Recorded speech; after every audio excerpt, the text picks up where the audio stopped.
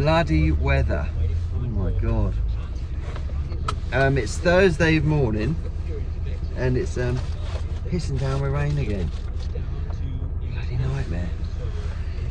I've got loads of jobs backed up and I keep getting text messages and emails from people asking when we're going to get there. Some of them are roof repairs. I keep getting loads of things for roof repairs. We're at this job where we're putting a new roof on a bungalow. And the roof is exposed currently, a little bit. Is it? Well, no. Well, it's yeah. not. No, yeah. They're felt and battening in, aren't they? So the roofers are just stripping and felt and battening in little areas. Really, it's tricky because it keeps raining. We've got some additional things we've got to do up there now.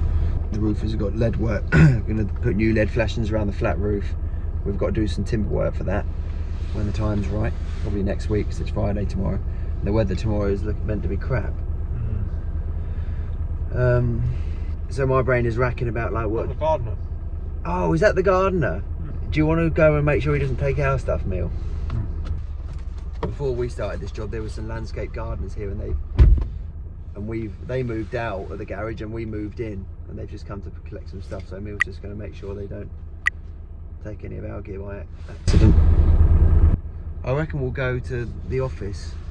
We'll go to my office for a little while, so I can look at the board of jobs we've got. I often take a photograph of this. I've got a big whiteboard with jobs on it, and I take a photograph of it, but I didn't take a photograph last week when I was there. So although I know the jobs roughly, I still think in the back of your mind there might be some name, some person that I'm forgetting about. And it's a constant juggle. Well, it's constant trying to keep on top of all the jobs, keep talking to the customers and updating people about what we're doing and where we'll be, and whilst keeping, you know, one eye probably 3 months ahead and what job are we starting then, and gearing that one up. It's always gearing a couple of jobs up and sorting out with the engineers. And it's 10 o'clock in the morning, so we'll go and get a cup of tea somewhere probably, but then we need to work out what we're going to do for the rest of the day. We can probably go and sort something out, can't we?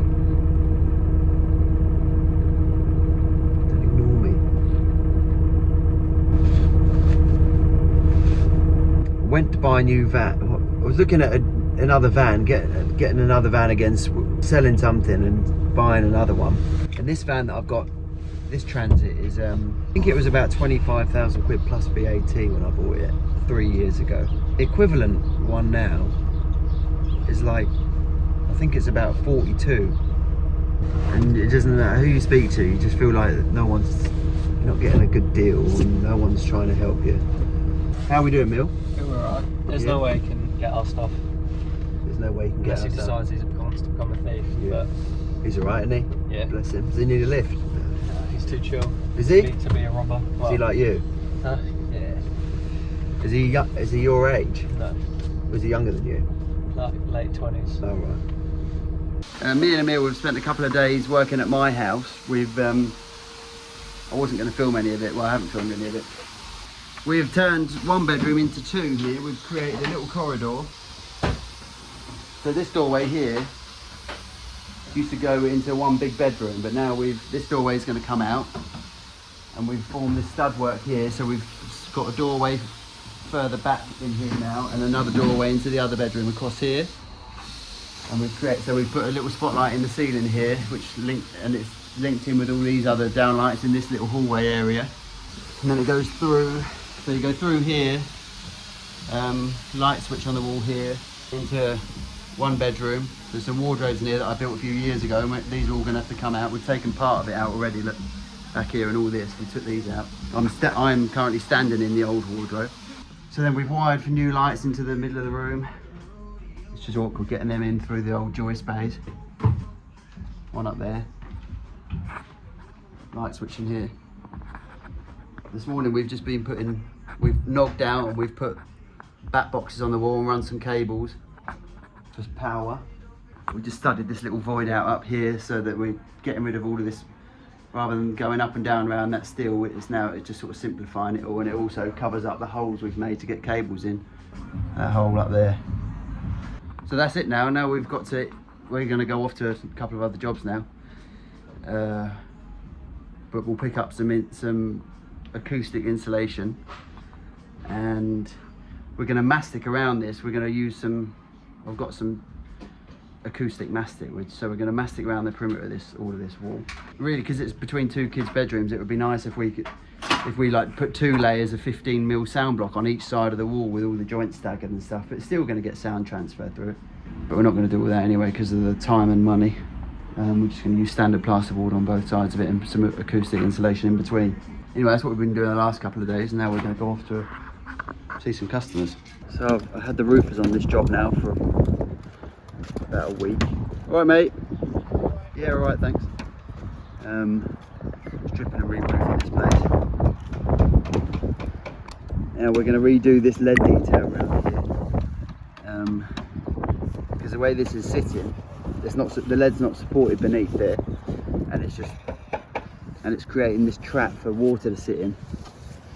And then water, so we think water's been sitting in here and then finding its way under these laps, because it's not lapped by enough either.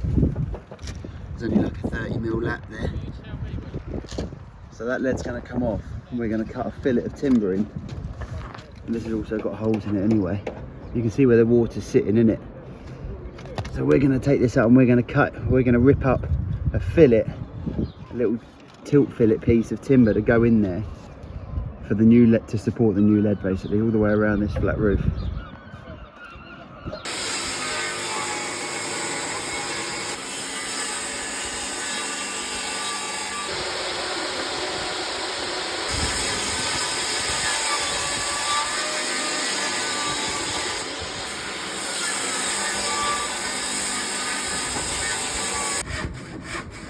Yeah, I think we're going to be a bit short. That's why I was getting some timber down. Yeah, of the van. Yeah. We might have another bit floating around. That's it.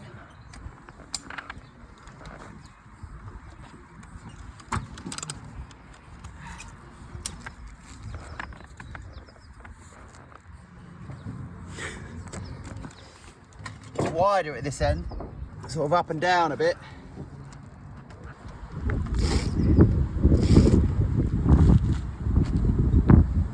Mill, we need a load of 4-inch screws.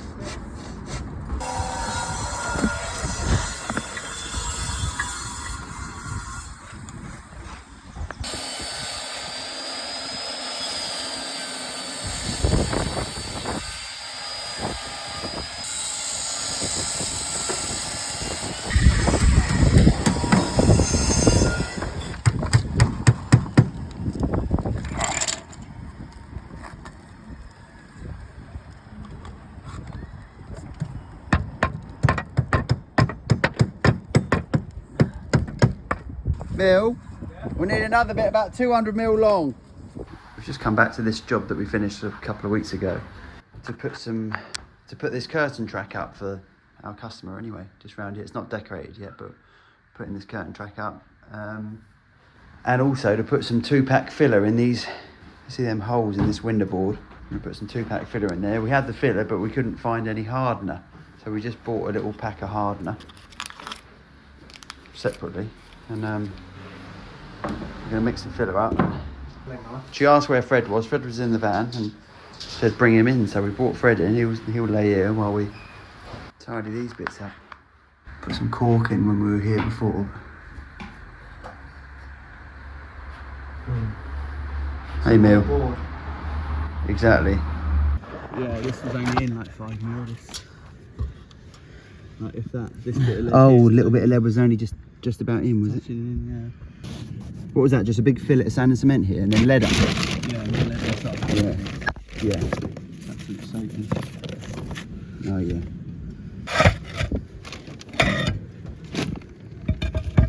Yeah, so that's not going up the roof enough, is it? Over the felt. Over some. So beneath this is all felt as well, eh? Yeah. Oh, maybe, yeah. Probably. Hello, Pete. Now's your chance. Yeah. Say hello. Hello. Pete's come back to us. Yeah. This is Your viewings, Yeah. ratings have halved overnight. half. No, Pete's going to make. Perfect Pete. Emil looks like something from Run DMC today down there. Let's have a look, Emil. We've got to look at that chimney as well. We're stripping this off, and it's a great big chimney back gutter, big wide back gutter.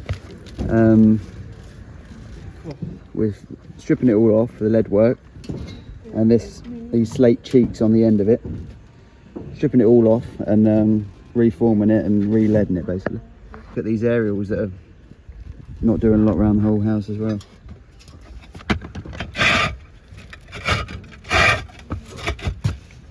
Nice up here today.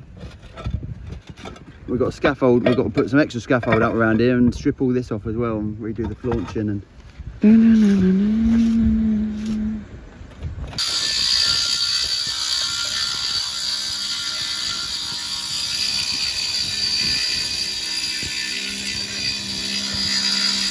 So I am in a customer's house where we have done lots of work.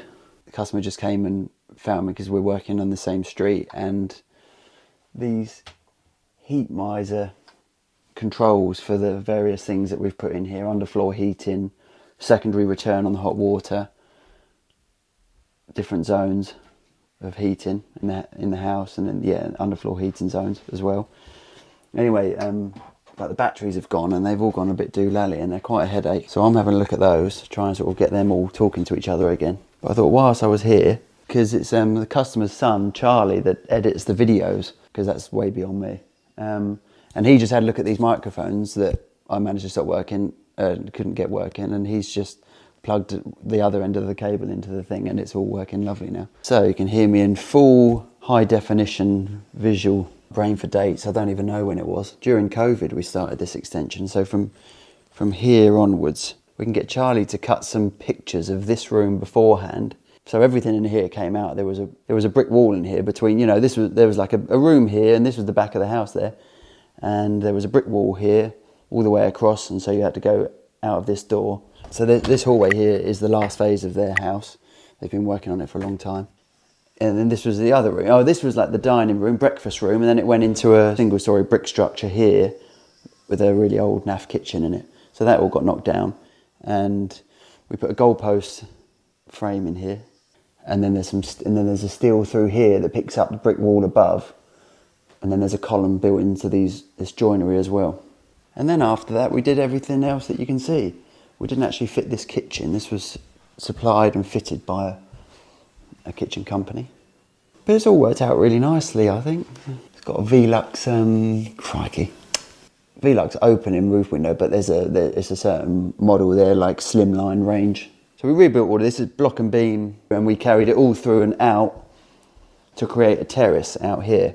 This was all before we started filming stuff. The terrace was a lot of work because we cast this. The block and beam comes through, but then we shuttered it all up around the perimeter and poured a slab on this and poured these steps and made it all work, sort of gauged it for these encaustic tiles for it to run through nicely.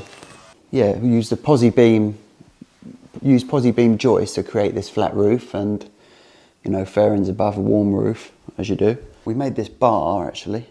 Anna, the customer, is very good, very sort of clever at all of this. Well, the design of the whole place she did, but sourcing components and stuff. She sourced all these bits of metalwork and we cut them all down and fitted all of this bar. And then we got the glass made for the shelves. It's really cool. And we created this curved wall. So we used birch face ply for that. Pete did that. Pete did a cracking job of that because he gauged it all out to work for the doorways. Then it wraps around this corner. Anyway, it's really nice. They had a local chap, mate, the Bonquet, who did a beautiful job of that. And then the parquet flooring and the steps. Oh yeah, look. We put LEDs into the underside of the step, and we also put LEDs up around the inside of this roof light. We created there's a little recess there using QIC trims, aluminium trims. Really good firm QIC for those sorts of things. There is a remote control, but look, you can set it to like disco mode, I think, so it flashes. Oh yeah, and so then there's I can't remember the lights, but there's LEDs. We put LED up inside here, look. We recessed it into these oak shelves. Really quite cool, pocket doors.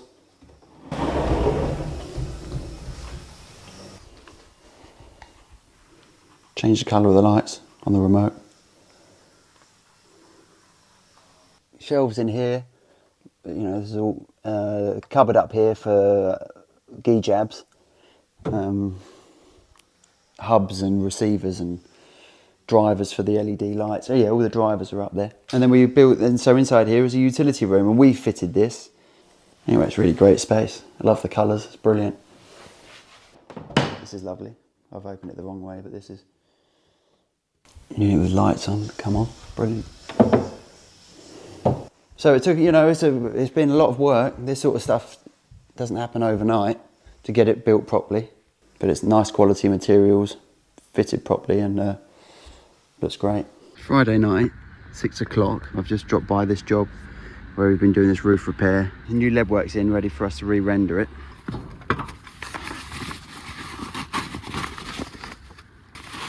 Cover flashing's in through the back there.